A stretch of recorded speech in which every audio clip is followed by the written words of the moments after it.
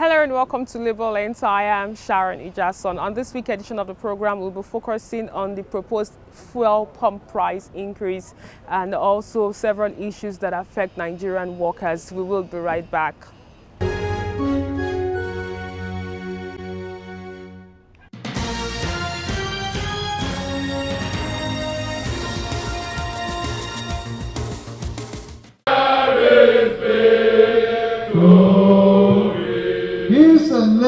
In April, the Nigeria Labour Congress held its second National Security Summit as part of its contributions to the worsening security situation in the country.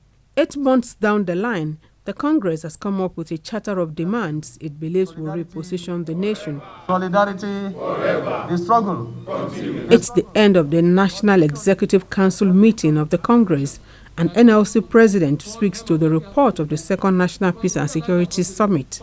NLC seeks reversal of the energy sector privatization, improved funding for education, reversal of prices of commodities and spiral inflation, as well as local refinery of petroleum products.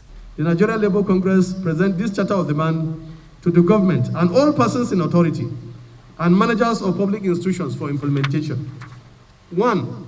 Education. Every Nigerian child shall enjoy guaranteed free compulsory qualitative basic education of 9 years without discrimination. And as controversy continues to rage over the Electoral Act Amendment Bill, the Congress calls on President Muhammadu Buhari to append his signature. We want to urge Mr. President to stand by the people and also stand on the positive side of history by signing this important act into law so that there will be certainty about how the elections of 2023 will actually be conducted by INEC.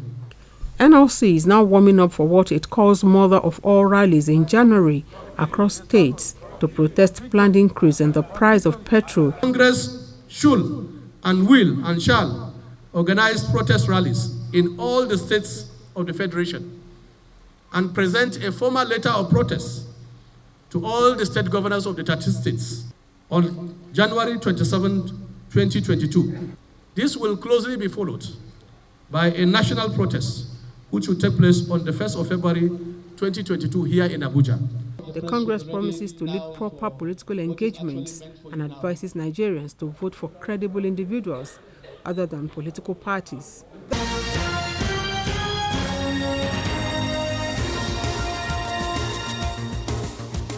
Organized labor and civil society groups are set to embark on a mass protest next week Monday over the hike in the prices of petrol and electricity.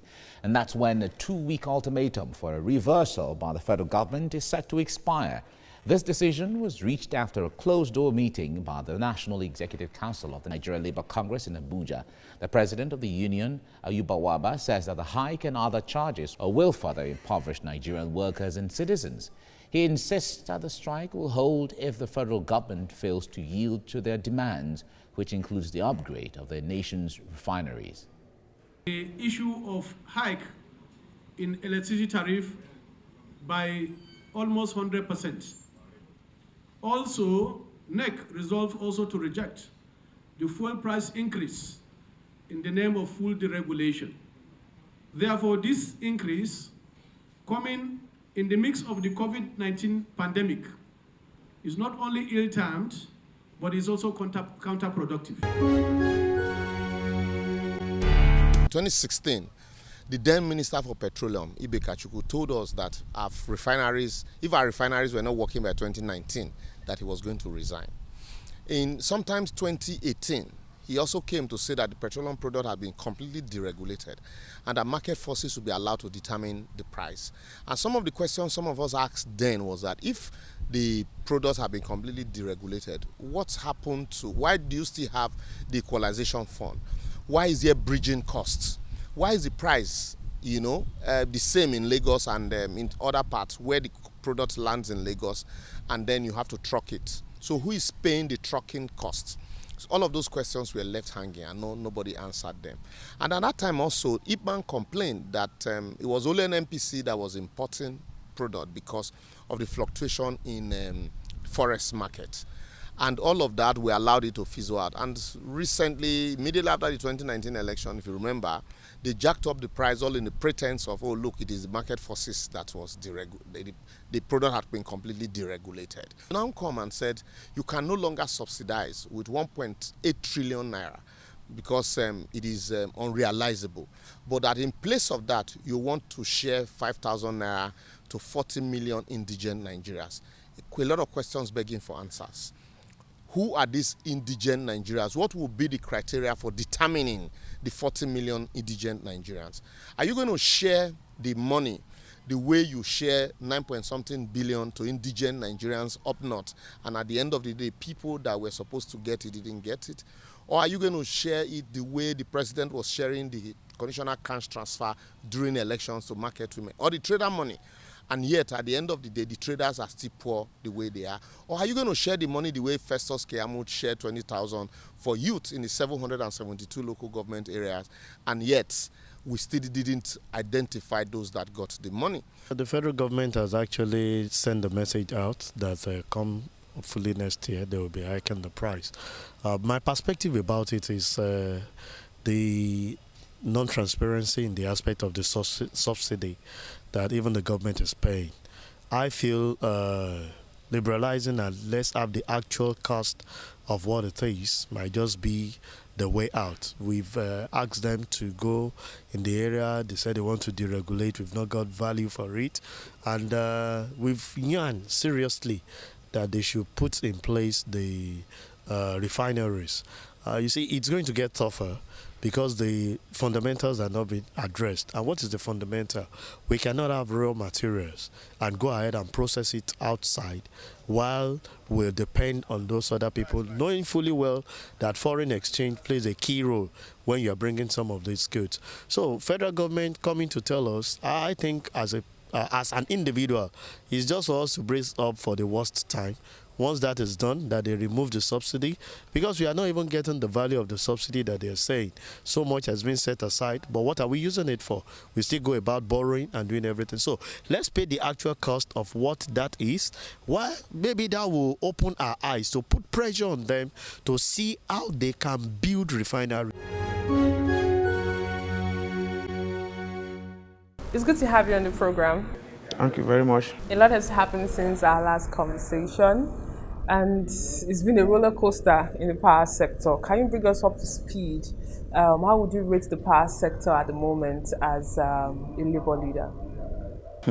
The power sector is as it should be. You can't plant cassava and harvest coconut. What they planted is what they are harvested. And they have not actually surprised any of us, It's a prediction come true, as far as some of us are concerned. You can see that it appears some of the companies are having issues with the loans they collected. And some of them are losing their companies to the areas they collected loan. And on. There are a lot of litigation between the banks that gave them loans or whatever. These are all the things that we said, that loans were collected from Nigerian banks to buy Nigerian electricity, and that the input-output is not what is expected. So that's, in a nutshell, that's the situation. Power poverty is still something that Nigerians are faced with. In fact, at the time it improved, but right now it's so unpredictable. Moving forward, I know we've spoken several times on solutions, but it seems like nothing has even changed. Power poverty, what do we need to do to take things up to ensure that we have enough electricity supply in the country? Well, the question is even, do we want to do anything? It's not a question of what we want to do. A country cannot be experimenting with one idea. Even when that idea is not yielding the desired result, they are still hell-bent on it. Normally, it should be time for sober reflection. You pause a bit and say, where are we? Where is this option leading us to? The unbundling of the then NEPA to 18 successful companies was not supposed to add any megawatts, clearly. The same with the privatization. 8 years after privatization, and no power plant is built. Nobody can deceive you with figures. that power situation has improved to whatever megawatts. Because the question is that which power plant was built within this period to add to what is in existence? There is nothing like that. Now, if you are doing artificial or pseudo improvement in power generation, power distribution, now maybe unknown to you, some people in Taco might be out for 3 days, and you increase the people receiving 6 hours to 8 hours, and everybody will be clapping. That power has improved, though. Power has improved because some people were denied access to that power, and you have supply in other areas. So, in a nutshell, if we don't build more power plants, improve our transmission network, improve our distribution network, and our collection efficiency, we'll still be where we are. So, and it's difficult for people who borrow loan and are servicing loan, up to now, to even have money to reinvest in the system because they will be busy servicing their loans. So these are some of the issues, and I don't know. So what role do you think that Nigerian or workers in the electricity sector provide? There is no role that is critical than doing their work. If they have 4,000 megawatts, they will distribute it. If the power plants have capacity of 20 megawatts, they will generate it. If the transmission network has the capacity to wheel power up to the extent of 4,000 megawatts, they will, transmit it. So that is the only job for a working class that does not have the capital to go into production. Theirs is to do the job as dedicated staff. If Nigerian government or Nigerian people or even the private sector generate 100 megawatts, 100,000 megawatts, the workers will distribute it, they will transmit it to the required area. So that is the duty of the worker for now. Okay, there's been this ongoing conversation about the proposed increase in fuel pump price or increase in petroleum prices, as you may want to regard it. I know that there's been a committee that was set up at one point in time, which you are part of. Would you say that the government actually carried this committee along before this pronouncement was made and the recommendation of giving 5,000 naira to the very poor Nigerians? Well, I think what we are even seeing is more or less like rumor. Government has not really said they have increased it. Because the committees who are working until we adjourn Senate, the committees have not been reconvened. And these people are now talking of a likely increase. Because at the last sitting, we had options to them. And they were supposed to get back to their principals, while we were talking to our principals. So, and you can't expect this kind of monologue, that everybody is talking to himself. And then they come with a position. That is not what the labor movement is expecting. Labor movement have already started mobilizing. As we talk today, they're already mobilizing. I don't think that government has announced the increase.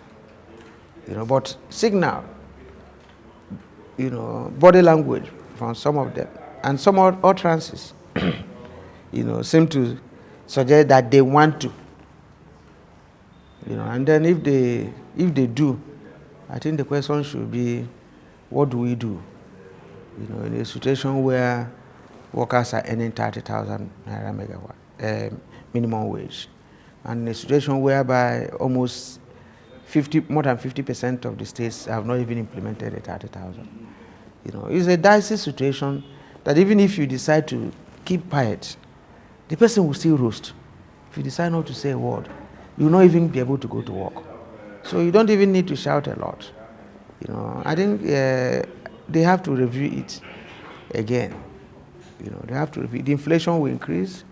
We're even faced with increase in electricity tariff, as the case may be. We're increased with so many other options and some developments that might come up as a result of such increase in pump price of petroleum products, if it happens.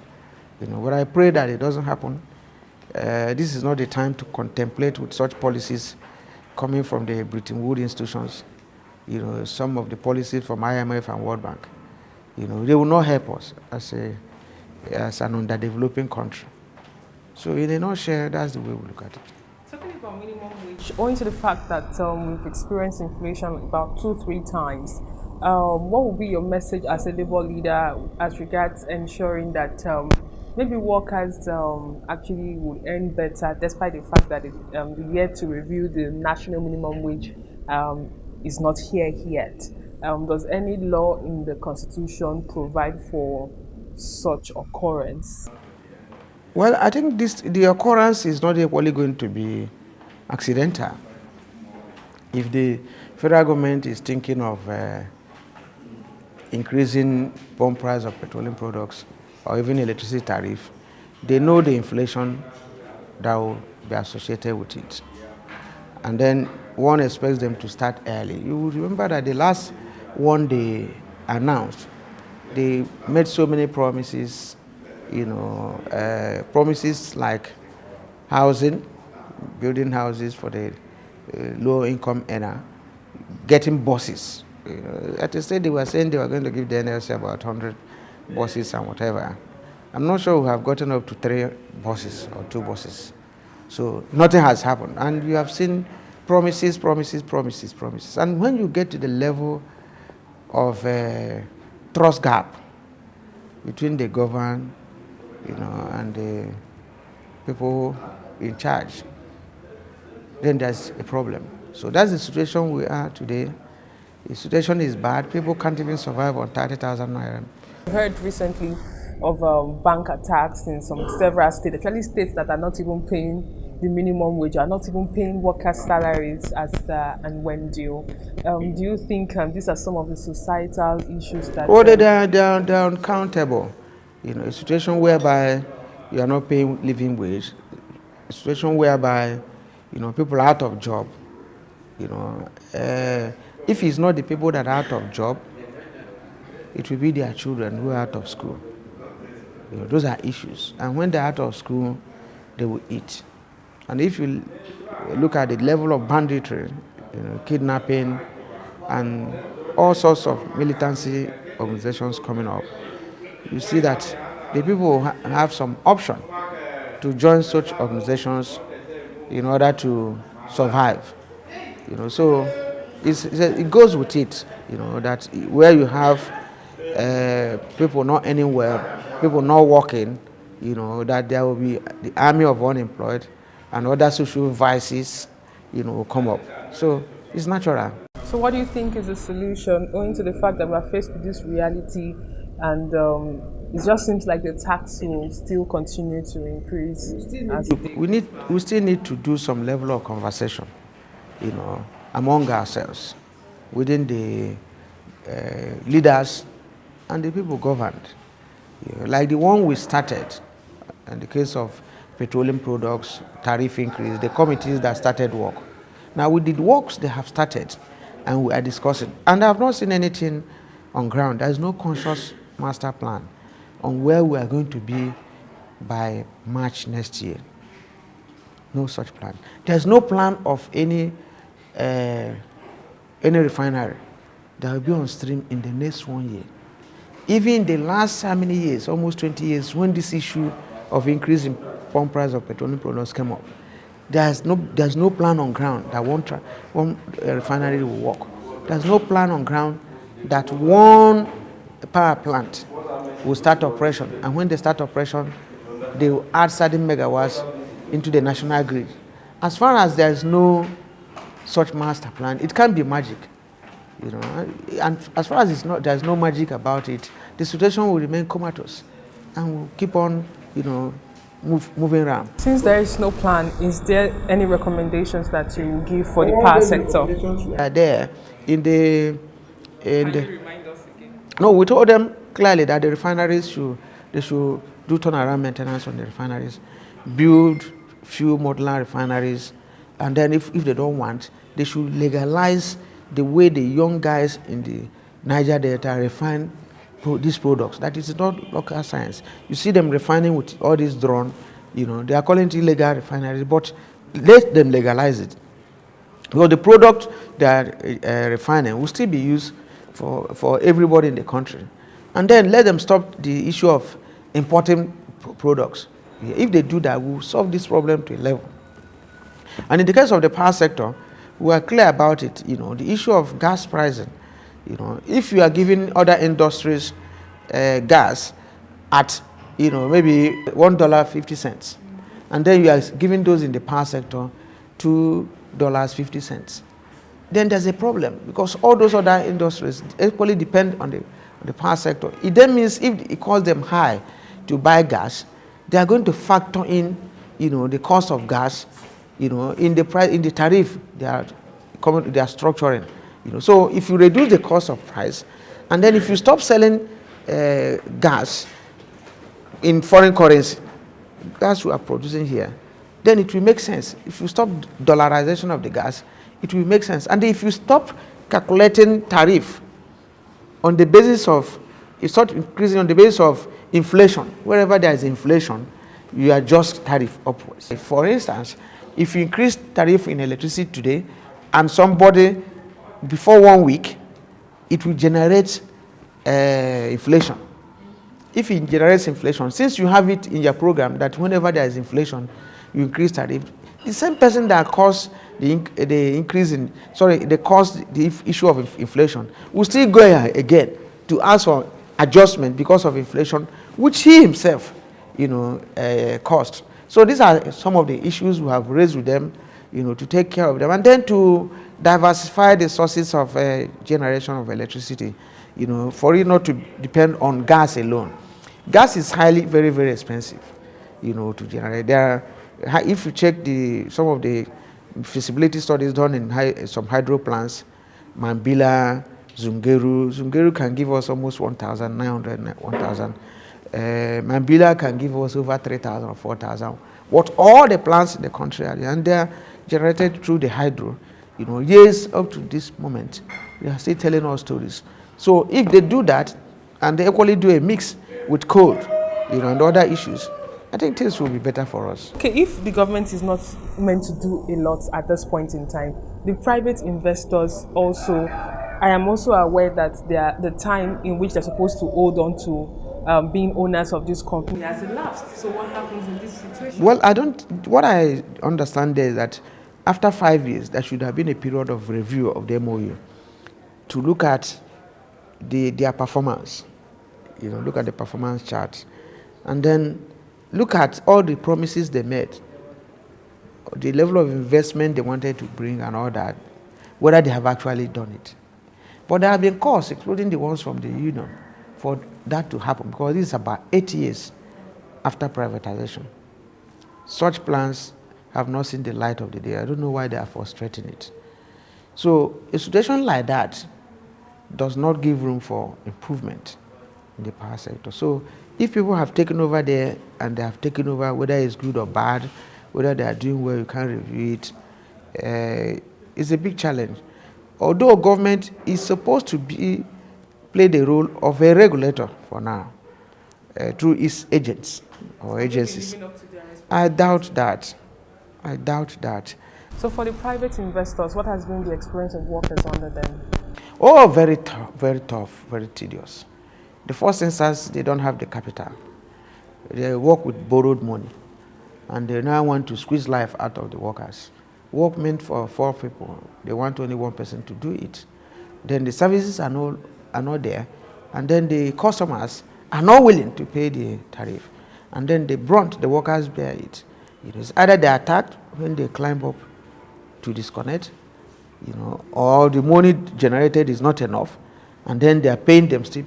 Some of them, they have not paid them their allowances, pension contributions are deducted, not remitted, salary increase is nowhere to be found, condition of service, To them, since they have connection with government, they can do anything and get away with it, nothing is happening. Unionization has been tough, some of them, especially the generating companies, but the chicken is coming home to roost. Is our expectations that a lot to be done in this sector, because of course the power sector is life to both the business person and the family person? Yeah, we have tried so much. We have tried to stabilize the system by sacrificing a lot, but it can't be forever. You took over a company for 8 years, You are not paying, you are not negotiating salaries and wages, nothing. When we come there, for us to get anything, it must be through a fight. And then we are becoming tigers to enable us to survive in the jungle. Because the power sector now is like a jungle. And if the union must survive in the power sector, they must be willing, to move to weather the storm that goes with the jungle. So that's how we are trying to position it. And we have been trying to let Nigerians understand this scenario. So an interesting conversation I had with you. Thank you very much for your time. Thank you, thank you, thank you. And that's all we can take on today's edition of the program. Join us next week for a fresh edition of the show. I am Sharon Ijason. Thanks for watching, and remember that labor creates wealth.